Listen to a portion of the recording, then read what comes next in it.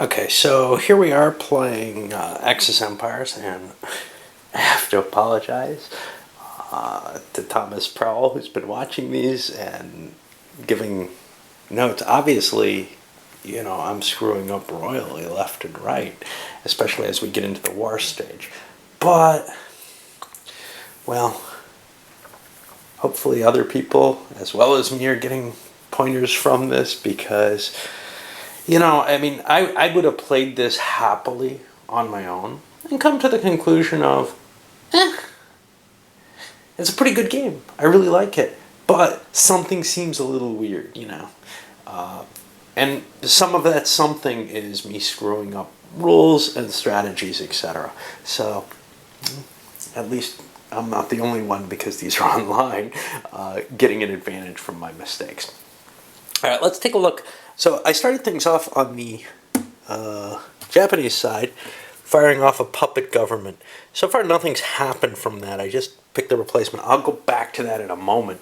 This is their last chance, these two turns, to get really any of Yunnan, Sichuan, and Hopei, from what I understand of the rules. They're going to go with a peace settlement with nationalist China after this, I think. Although maybe they don't care, but they do want to be able to expand further, and they're hoping to get a couple of these as permanent points. They will get Kiangsu, and then can move against the British down to the south after they do some building up. But more importantly, over here on the Axis side, they played a support nationalist card, something I haven't been doing apparently very much. In this case, they started things off by removing one influence or neutrality marker from the map, or rolling on the area table. Well, they rolled on the area table, and they got Vichy France. Whoa. Wow, I gotta kind of watch what I'm doing with the camera.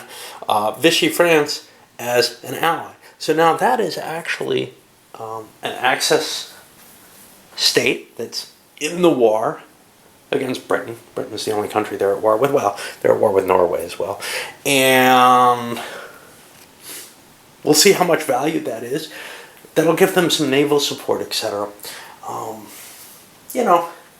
Sort of the option was, well, maybe they could get Portugal out of it, which would be huge, or something else. And this will allow them to also prosecute the war in Spain. Now, on top of this, they're playing an air unit, and I'm not sure it's going in this space. This is their only support piece that can help them establish a beachhead, but when we go here to the British, they have a couple of things. And it turns out, actually, the surface fleet can prevent an air unit from landing, according to this. Let's make sure, because I'm on video and I might just...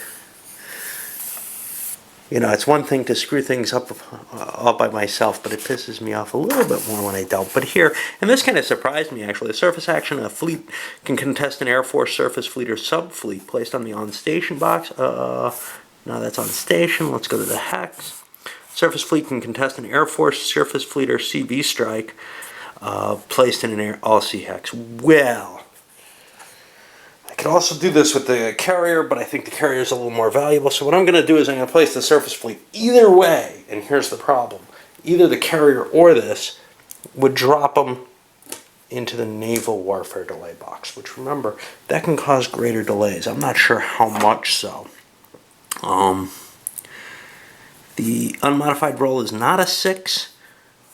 You roll normally, but if it's a 6, you roll again. So it's just a chance of it being much, much worse. It's not a matter that it is guaranteed to be worse. That's not too bad, I guess. Okay. So now the beachhead does not happen, and I'll move forward with the rest of the German turn, maybe trying to position themselves. I'm not sure what else they have coming. They don't have another support unit until here, and then that's going to be canceled out with an Air Force, but then they just start piling them on. So they're going to keep trying to position themselves for that sea lion type attack. Well, I don't know if it's going to happen or not, but they do want to kind of keep putting the pressure on Britain, while they can do things of their own, as they are with the support nationalism. Well, political events segment actually probably should have happened already. I screwed that up. That should have been the initial admin. So let's see what happened there. Pretty sure it's not going to affect this. A quick roll. 6. Civil War victory. So that gets me to 15.5.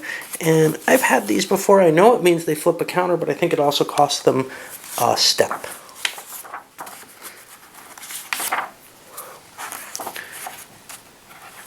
Yeah, we're pretty far in the book for Rule 15. It's just the way the rules actually fall. They go fairly high. Actually, it's early on that it's really iffy. Okay, Civil War, Axis faction, selects a Republican center, flips it. No, there's no cost. Cool. Okay, so I get to convert one of these. And that puts me slightly in the lead again, right? Yeah. It's not a big deal. I'll go on, finish moving the German units, and then go over to the Japanese, see what happens with that puppet government. Okay, now over on the Chinese side of things, the puppet government came up with a Chinese incident. And what we did with that is we flipped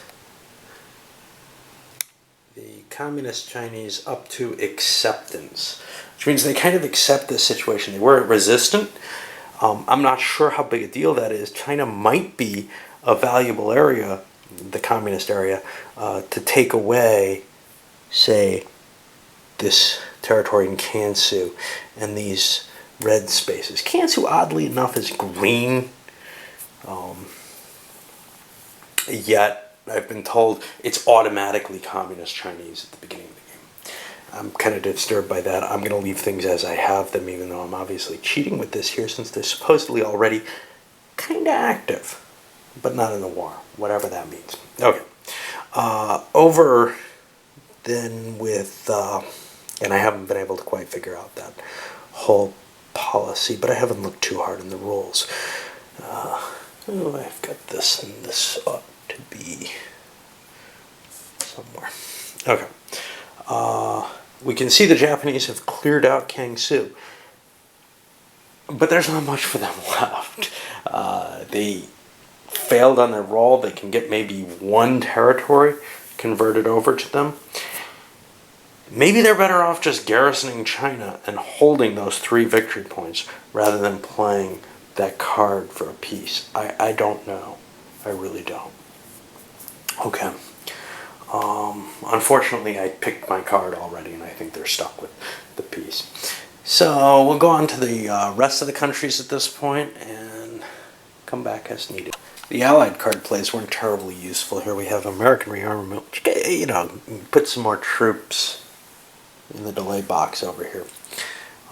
Unfortunately, over on the western side, it's the Dial plan, which gives me a blitz marker. Would have allowed a counterattack, extra French infantry. Well, it's a little late. I guess you got to kind of plan these things ahead of time, and it ends up being kind of a wasted card that's not going to help at all this winter.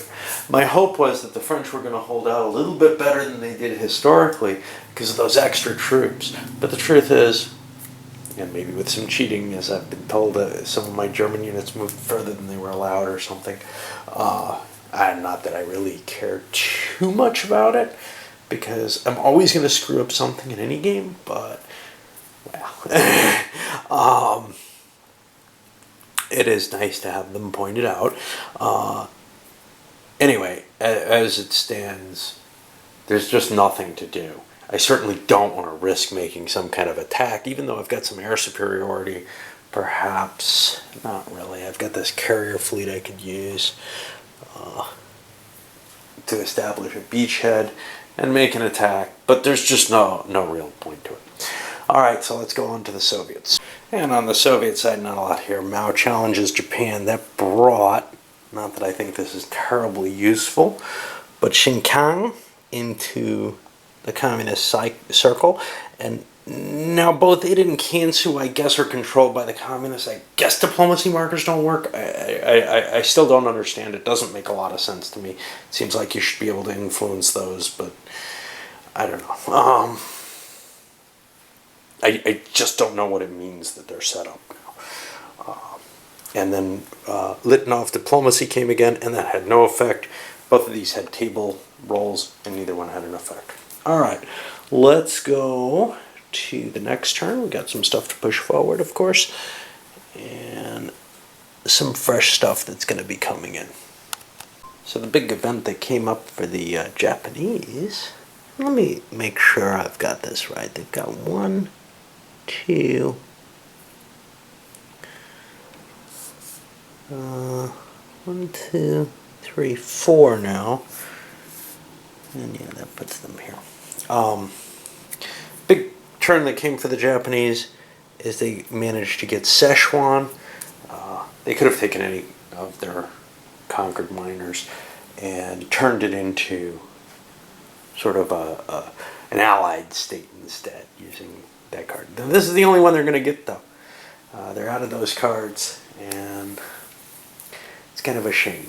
Over here in the West, the Germans failed to get anything going over in the Spanish War. So we'll move on to the Allies. And little or nothing happened for the Allies. And this is kind of interesting. There's nothing going on. I don't know if this is right or wrong. If I should be trying to move my German units around and try to get some kind of better advantage. Mainly I'm just trying to threaten England. Of course, I don't know what I'm planning to do, and that's one of the problems with the game is I can never tell what I intend. I'm going to do this, New World Order, which, you know, has political events, etc., but it's not pushing the war forward. I'm not doing the Sea Lion, and I'm not doing Barbarossa yet.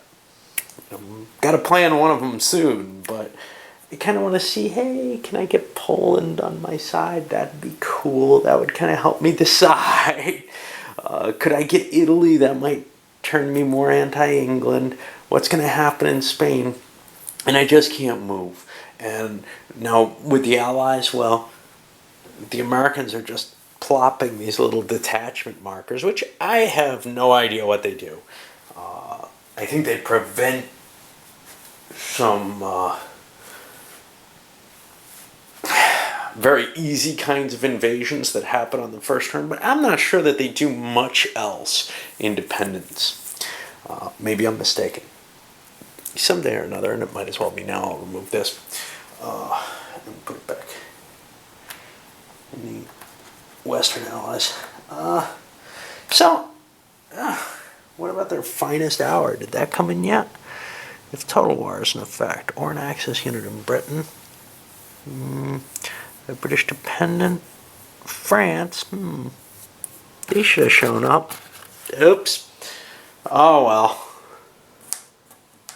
Forgot to move them into place. Let's see if we got any other of these charts that should go over. I'm sure the Russians aren't getting theirs yet.